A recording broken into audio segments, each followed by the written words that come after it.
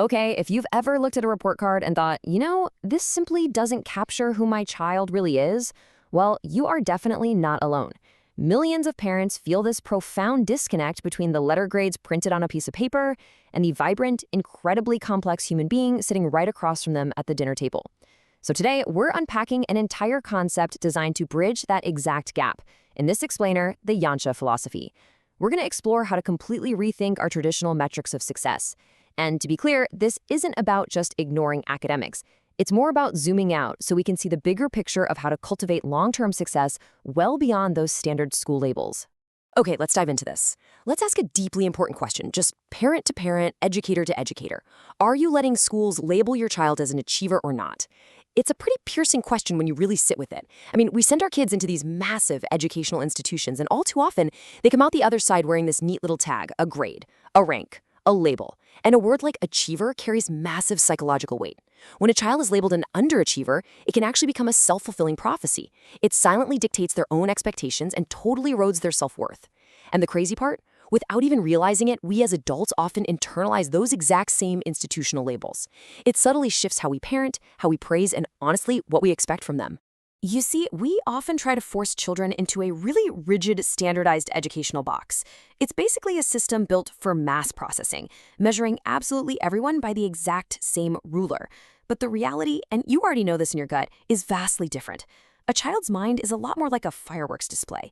Every single one bursts with entirely unique potential, colors, and trajectories. Some learn incredibly fast, soaking up information like a sponge in a traditional lecture format. But others, they simply learn differently. They might need a hands-on approach, a visual aid, or an actual physical experience to grasp a complex concept. When we try to cram the dynamic, explosive potential of a unique learner into that rigid box, friction is just inevitable. Frustration builds up, curiosity gets completely extinguished, and this incredible, diverse potential gets permanently lost in the margins. Which leads right to this powerful thought. Do not let a standardized curriculum and teaching approach define your child. That idea forms the absolute core thesis of the Yancha philosophy we're exploring today. A one-size-fits-all approach is fundamentally flawed when we try to use it as the ultimate metric for an individual's true capacity. We have to understand that a school's standardized curriculum was designed for the convenience of the institution. It's not a personalized diagnostic for human potential. Sure, it allows for manageable classrooms and streamlined grading, but the real danger lies in confusing the institution's convenience with your child's actual ceiling. Think about it. A standardized test basically measures how well a child takes a standardized test. It definitely does not measure who they are capable of becoming in the real world. We really have to consciously stop accepting these narrow definitions as absolute truth. So the crucial point is, if we actively reject these standardized labels, what on earth do we replace them with? Well, the answer lies in leveling the playing field.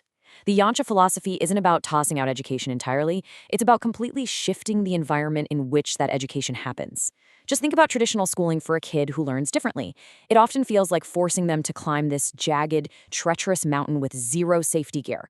Every single step is a struggle against terrain that simply wasn't built for them. Leveling the playing field means moving them to a fertile, sunlit field where growth actually feels natural. It's about creating a customized ecosystem, an environment where your child isn't constantly fighting an uphill battle against an incompatible system, but instead stands on equal, solid footing, genuinely ready to thrive. And this brilliantly illustrates exactly how to make that happen. Achieving this customized environment relies on a super clear three-part strategy. Pillar number 1, profoundly develop their strengths. So instead of constantly agonizing over a child's weaknesses or the subjects they're failing, the move here is to double down on what they are naturally gifted at. Pillar number 2, develop their interests. Passion is literally the ultimate self-sustaining engine for learning. When a child cares deeply about something, the discipline to learn it just follows naturally. And the third pillar? This is perhaps the most crucial one. Enable your child to win. Now, this does not mean handing out unearned praise. It means engineering their daily activities and setting up these consistent micro goals that align with their strengths. By designing situations where they experience genuine, frequent successes, you're building this impenetrable foundation of confidence that standard high-stakes testing usually tears down. Which naturally leads us to the specific methodology of the Yancha framework.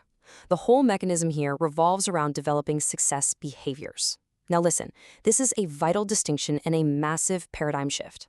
Historically, society focuses super heavily on abstract concepts, things like innate intelligence or raw talent. Those traits often feel fixed, right? Like they're genetic and impossible to easily change. So if a child isn't considered naturally smart by school standards, it just feels hopeless. But behaviors are completely different. They are actionable, teachable, and repeatable habits. By pivoting our focus away from fixed intelligence and toward cultivating specific constructive behaviors, we completely regain control. We are actively equipping a child with the practical toolkit they actually need to navigate life and succeed, absolutely regardless of what any standardized test claims about their innate talent. Now, what's really interesting about this slide is how the framework distills that massive idea down to one highly specific number, 26. The Yansha philosophy has identified exactly 26 distinct success behaviors. And honestly, this is incredibly significant because, let's face it, parenting can so often feel like this vague, endless, and totally overwhelming pursuit. You're always wondering, am I doing enough? Am I teaching the right things? Is my kid prepared for this unpredictable future? But having a finite, quantifiable toolkit, that completely cures the overwhelm. By systematically focusing on these specific 26 behaviors, parents are handed a crystal clear, structured roadmap to create that level playing field we were just talking about. It basically takes the guesswork out of parenting for success, transforming a daunting responsibility into a really organized, step-by-step process. Let's move to and see how this builds, because when you look at how the journey actually unfolds, there's a huge, profound twist right at the very beginning. Step one of this entire framework, it isn't about fixing your child at all. Step one is develop yourself. It's a pretty powerful realization. The journey to empowering your kid has to begin with your own internal growth. You have to unlearn the biases of those standardized metrics you probably grew up with and actually master the philosophy yourself. Because honestly, you cannot guide a child to a level playing field if you are still trapped on that jagged mountain. Once the parent is equipped, grounded, and actively doing the work on themselves, only then do they transition to step two, collaboratively developing those 26 success behaviors right alongside their child. It's a shared, sequential journey of mutual growth. According to the framework, initiating this critical first step takes intentional effort, and of course, the right resources. And that's exactly what you'll find over at Yansha.in. That is where the specific tools for mastering those 26 behaviors are mapped out, giving parents exactly what they need to stop letting an institution dictate their child's worth.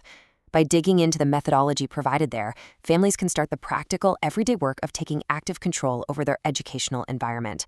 It's essentially the foundational roadmap for anyone looking to understand how to systematically build that customized ecosystem, making sure their kids have the actual opportunity to succeed way, way beyond any traditional standardized metric. So we end today's explainer right where we began, but hopefully you're sitting there with a deeply shifted perspective. I want you to ask yourself one final time.